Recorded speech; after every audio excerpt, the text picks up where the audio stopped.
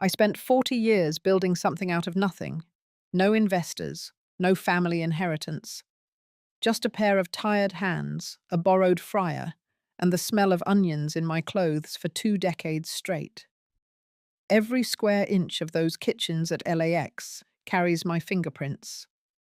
And yet on the day my only son got married, I stood behind a swinging door in an apron, watching someone else smile beside him, like they had earned all of it. If you've ever poured your life into someone only to be erased with a smile, you'll understand why I did what I did next. My name is Lorraine Madsen. I'm 73 years old, and up until recently I was the founder and owner of one of the most successful airport dining chains on the West Coast. It didn't start out glamorous. I was 29 broke and recently divorced when I took a job serving coffee at a newsstand inside Terminal 5. The job paid just enough to keep me and my son fed. But I noticed what no one else seemed to see. Travelers didn't just want fast food. They wanted warmth, something real, something that reminded them of home. I started with a food cart, just soups and sandwiches. I cooked in my apartment and wheeled it into the employee hallway before sunrise.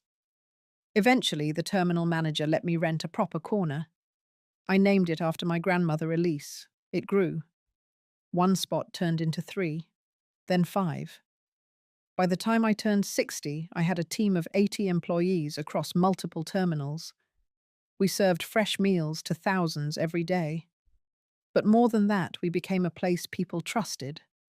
Families heading off to funerals, couples flying out for honeymoons, soldiers passing through. We fed all of them, and every step of the way I brought Jeffrey along. He was my only son. I used to sit him on a crate near the prep sink while I rolled dough. When he was old enough, he handled the register. Later, I paid for his business degree, hired him as an intern, promoted him to operations manager. By the time I stepped back, he was running day to day without needing me in the room. It was what I wanted, what any parent wants, to pass something down, to build a legacy. I thought I had done it right. I thought I had raised someone who understood not just how the business worked, but why it mattered. I didn't know then how wrong I was. The invitation arrived on a Thursday morning. Thick envelope, gold lettering, the kind of stationery that says money before you even open it. I smiled when I saw it. Jeffrey always liked to go big. He used to practice fake acceptance speeches in the mirror as a kid. I imagined it was a traditional invite. Mother of the groom, front row seat, maybe a small speech if I was lucky. When I opened it, the first thing I noticed wasn't my name. It was the title underneath. Kitchen Logistics Coordinator. At first I thought it was a mistake, some kind of placeholder that hadn't been changed.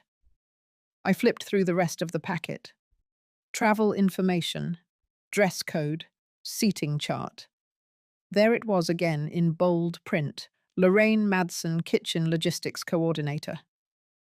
I read it 3 times, each word colder than the last. I set the invitation down and walked to the sink, turning the faucet on without needing water, just to hear something else. My eyes drifted toward the small frame on the windowsill.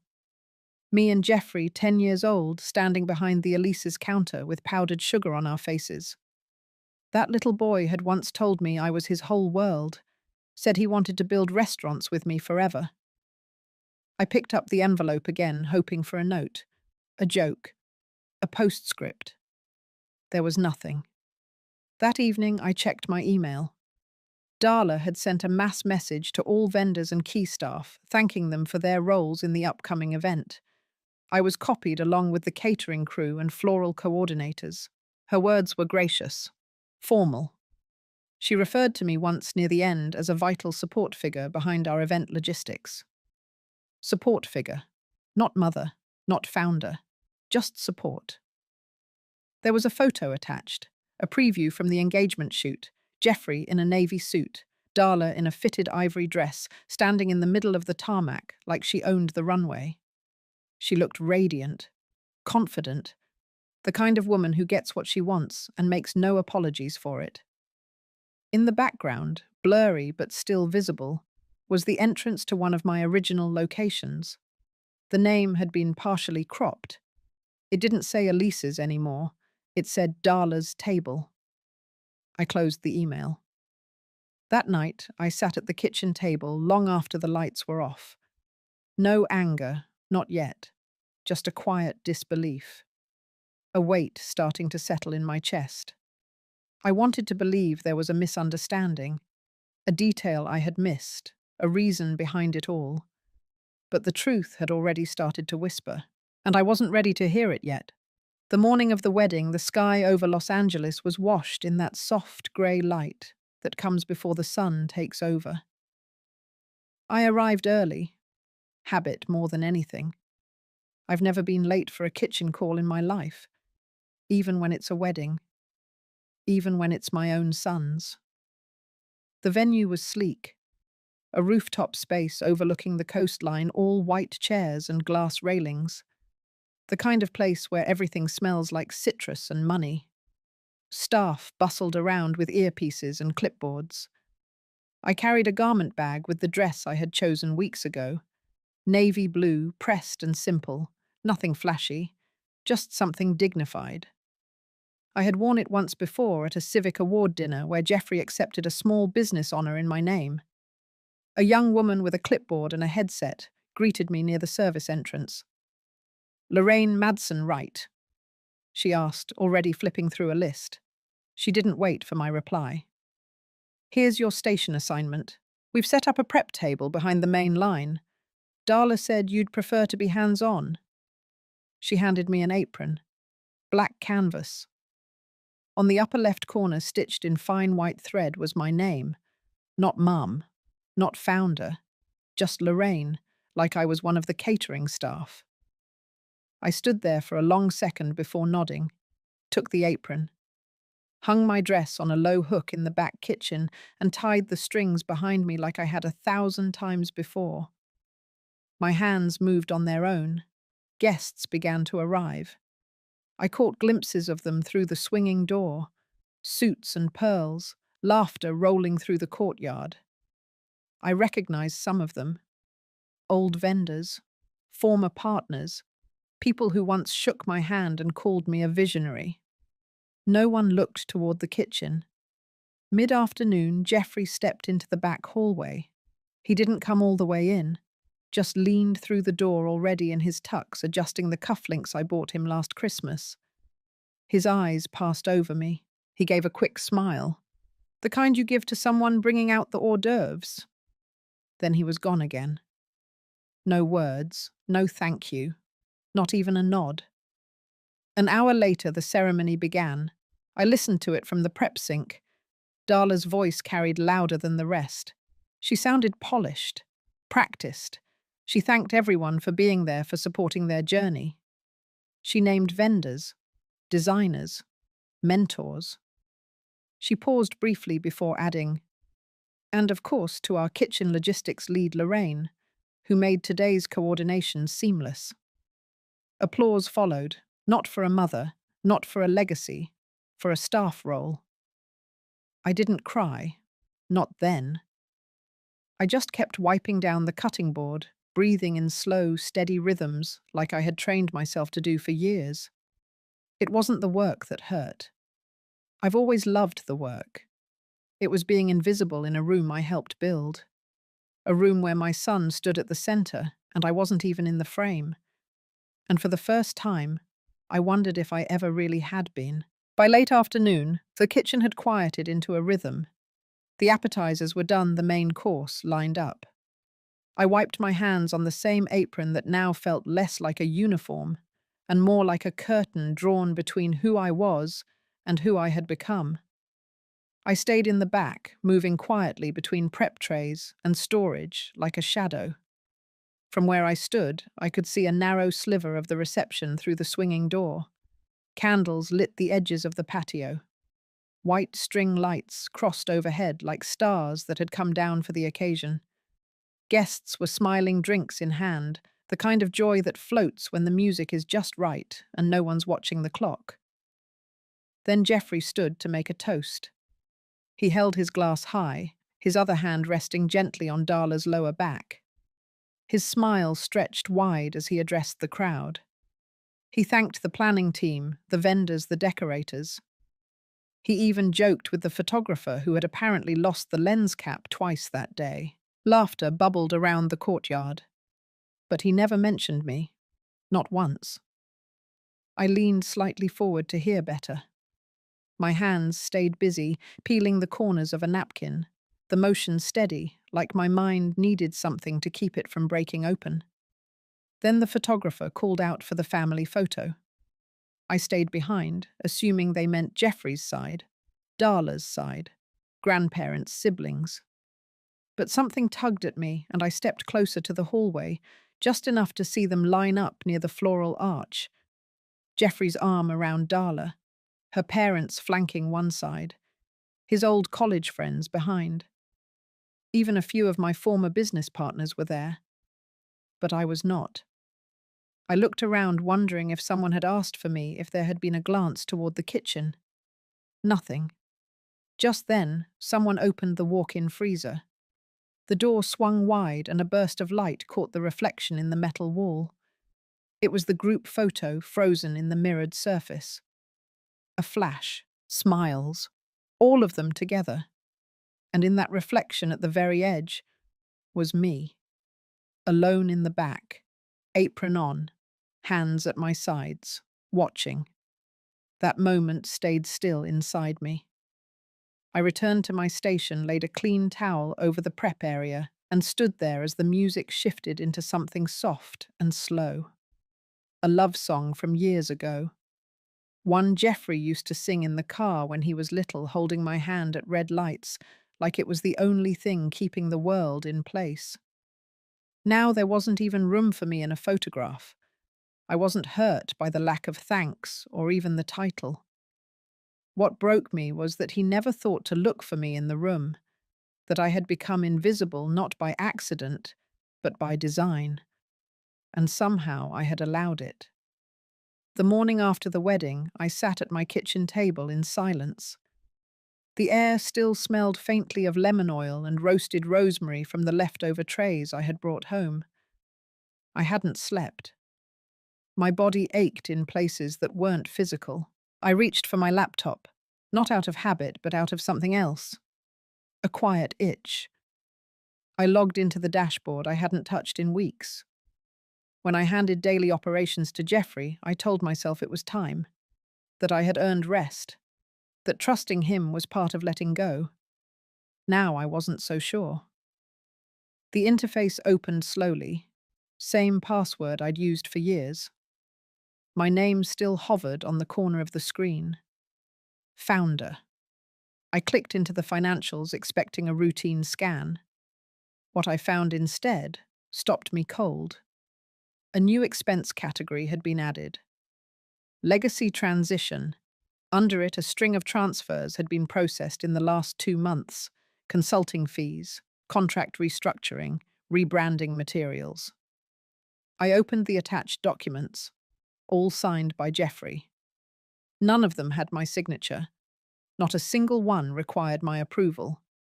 But they moved funds from primary accounts tied to our oldest locations, the ones we had built with cash and sweat. I scrolled faster, heart picking up pace. One file caught my eye. A consulting report prepared by a firm I'd never heard of. In it, recommendations for phased legacy dissolution were outlined. A line item read, "Transition founder equity into strategic silent holdings." I kept reading. The term silent holdings meant something very specific. It meant keeping me on paper but stripping my authority. It meant locking me out while maintaining the illusion of inclusion. A legacy ghost. I closed the file and leaned back in my chair. My fingers were trembling slightly. Not from fear, from something sharper. A wound I hadn't seen forming beneath the surface. There had been a message last month from Howard, a long-time employee. He had texted a short note. You sure you want to let go just yet?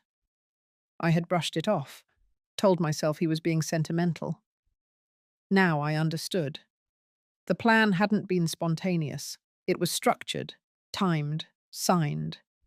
The wedding had been the last act, not the beginning. The final seal on a shift already set in motion. I opened the old metal drawer beside the desk, pulled out the original articles of incorporation. My name, my authority, still binding, for now. But I knew then what I hadn't wanted to believe before. I hadn't just been left out of the photo. I was being written out of the story entirely. And the pen was in my son's hand. I sat with the documents for hours. My eyes scanned the legal language, the line items, the signatures that didn't include mine. Somewhere in the middle of it all, the betrayal settled into something more still, less like a storm and more like a decision. I opened the file cabinet that hadn't been touched in years. I pulled out the original shareholder agreement, the corporate charter, the estate planning binder. Everything was intact. My lawyer, Michael Reed, had helped me set it all up after my 60th birthday. He was smart, cautious, and meticulous. The language we used had been deliberate. I never granted Jeffrey majority control. Not legally, not structurally. What I gave him was trust. And trust, as it turned out, wasn't binding in court. I reviewed the documents again slowly. The bylaws gave me final say over all equity transfers, profit distributions, and brand usage. I had never invoked those clauses, never needed to. But they were there, buried in plain sight. In the estate plan, I had once named Jeffrey the primary heir.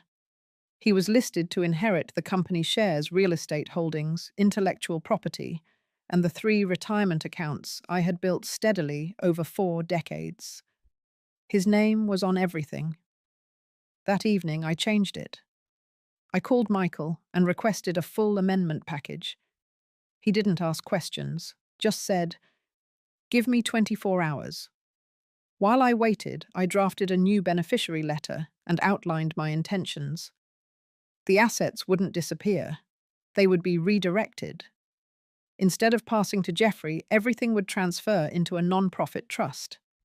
Its mission would be simple and public to support small-scale hospitality workers at major transit hubs. Scholarships, housing grants. Medical coverage for kitchen crews who too often lived without any of it. The restaurants would stay open. The recipes would stay the same. The signs would remain in the terminals. But the ownership would shift. Quietly. Legally. Irreversibly. I didn't need to confront him. I didn't need to shout or explain or make a speech about legacy. The law would speak for me. The next day, I mailed the amendment packet by certified post. I kept the receipt. Then I went to the storage unit near Inglewood and pulled out the framed newspaper articles, the old menu prototypes, and the photo of Jeffrey and me in front of our first booth. I took them home, dusted the glass, and packed them into a new box. A personal archive. Not for him, for me. That night, I sat with the lights off and the television muted. The apartment was quiet. The kind of quiet that doesn't ache. Because I had remembered who I was. Not someone erased, but someone who built. And now someone who could rebuild again, without needing to ask permission. It was early afternoon when my phone rang. I recognized the number before it lit the screen. Jeffrey had never liked texting. He preferred to talk when he wanted something. I let it ring once before answering. His voice came through smooth, polished, the tone of someone trained in negotiation. He started with small talk, asking about my health, about the neighborhood. Then, as expected, the turn came. He mentioned the asset transfer papers, said he had been expecting them weeks ago, told me the firm needed everything finalized for the next quarter. I didn't respond right away. He kept talking, filling the silence. Said he wanted to make sure we were on the same page, that the legacy we built deserved continuity. said he had big plans for the next chapter and was excited to carry it forward. I finally said, "Plans have changed." There was a pause, a full second longer than comfortable. Then his voice tightened, but he kept it cordial. He asked if I needed help reviewing the transition, that maybe there had been confusion, that he could walk me through the structure. I said no confusion here. Another silence. Then I heard it, a soft shuffle in the background. Darla's voice filtered but clear.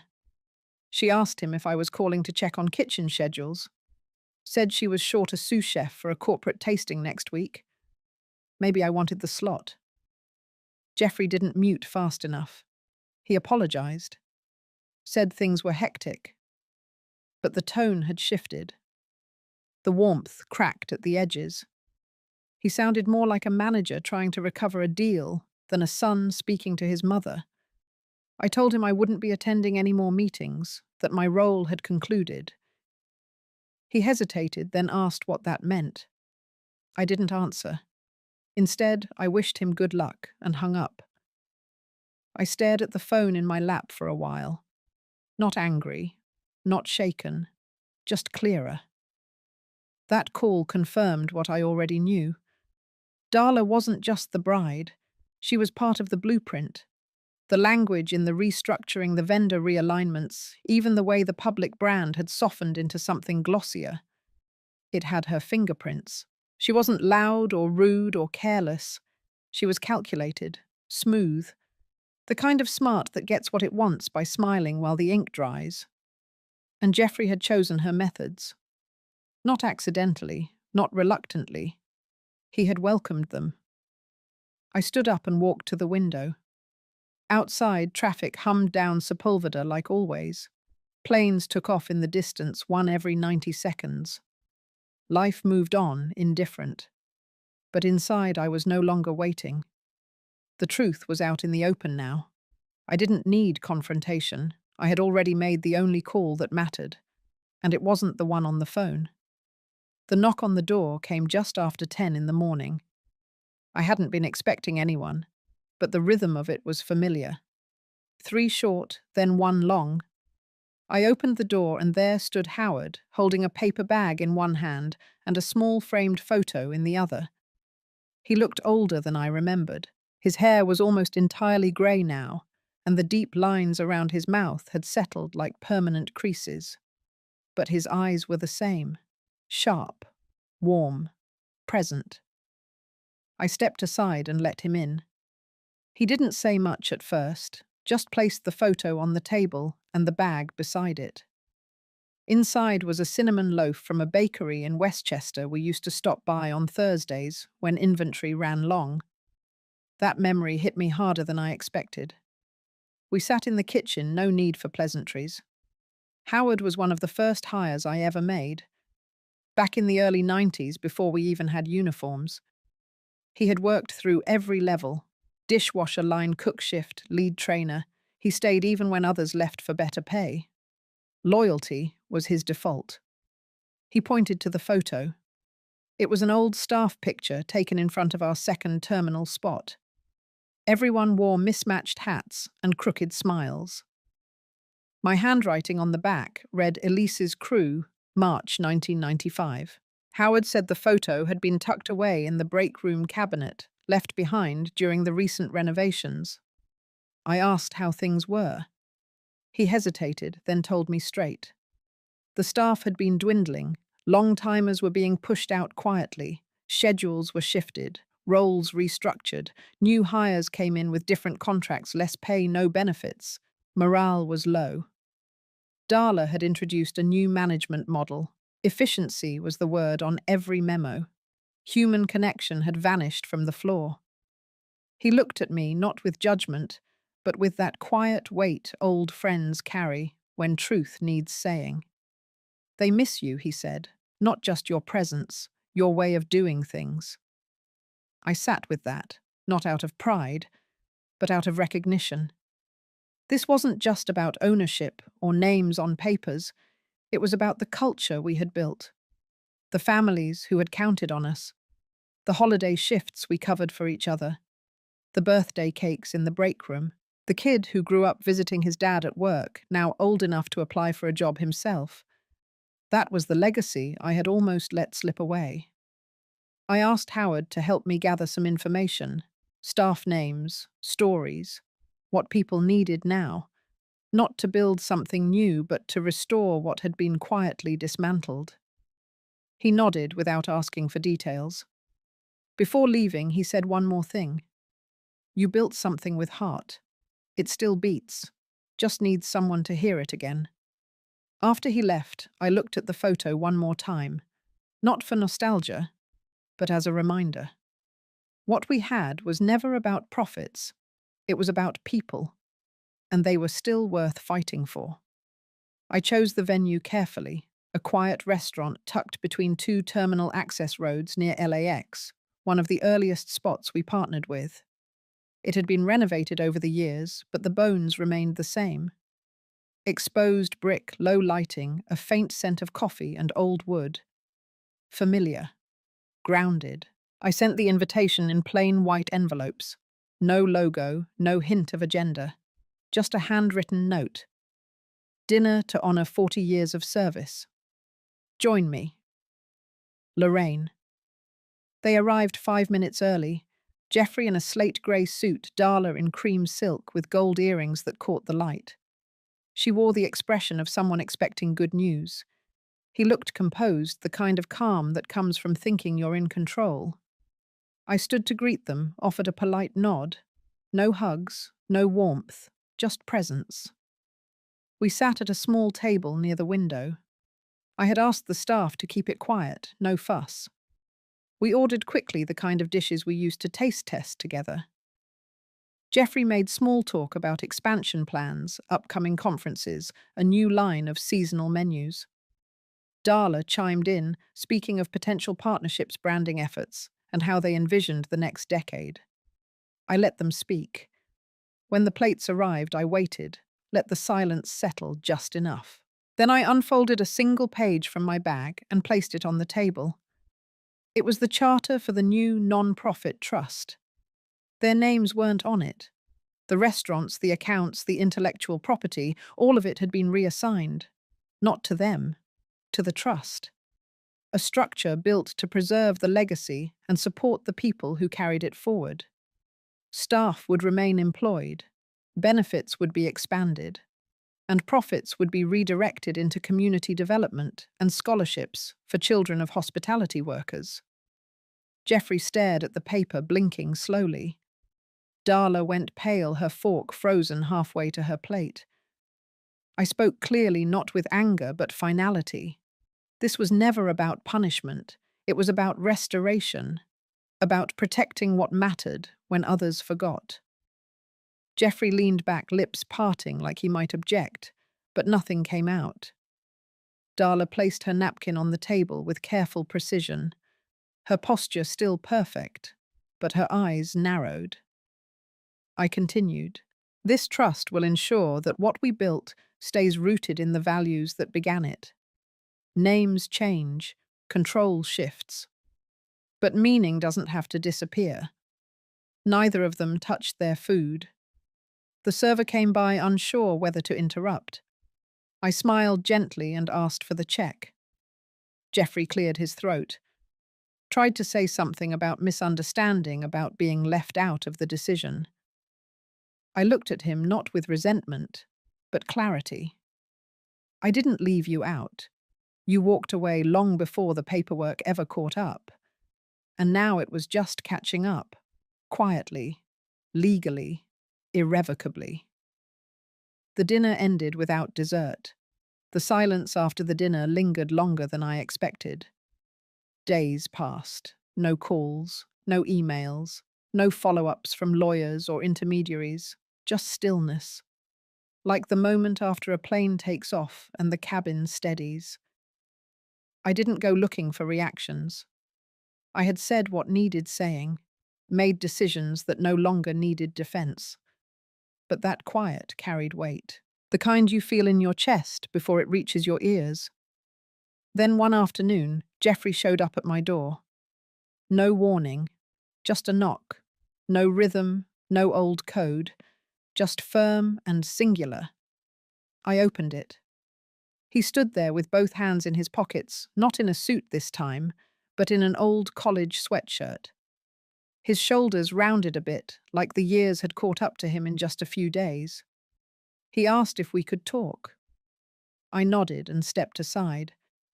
He sat across from me at the kitchen table, the same place he once did homework, while I prepped inventory sheets late into the night.